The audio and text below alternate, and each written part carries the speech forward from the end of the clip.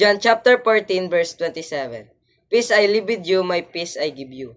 I do not give to you as the world gives. Do not let your hearts be troubled and do not be afraid. The verse begins by addressing the reality of troubled heart and spirit. Life is full of unpredictability, illness, loss, conflict, decisions that carry unknown outcomes and events beyond our control.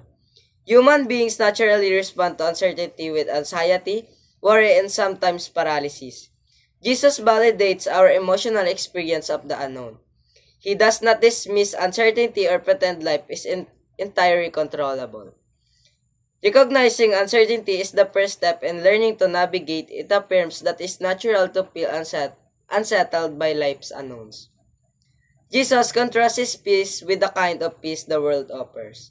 Worldly peace is conditional. It depends on safety, stability, or the absence of conflict. Divine peace, however, circumstances is not the absence of uncertainty or difficulty, but an inner state of calm and trust even when outcomes are unknown. This kind of peace addresses the root of anxiety. The human desire for control by providing a peace does not depend on external conditions.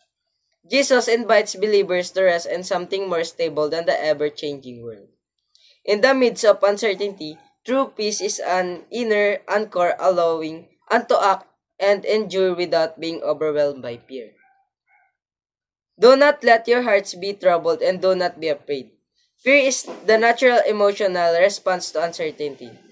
Jesus' instruction does not deny the presence of danger, unknowns, or challenges. Instead, he offers an alternative trust in God's presence and guidance. Faith does not eliminate uncertainty, but it changes our relationship to it.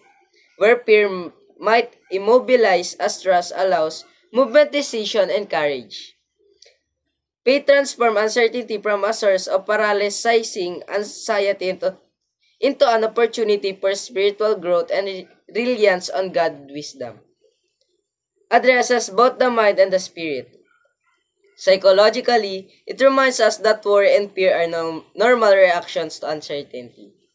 But we can cultivate an internal state of calm through trust. Spiritually, it emphasizes that God's peace is a gift, not something earned or achieved by controlling circumstances. This is a radical. It frees believers from the illusion that life must be fully predictable to be secure. Uncertainty does not need to dominate the heart. Through divine peace, the believer can face unknowns with serenity, resilience, and hope.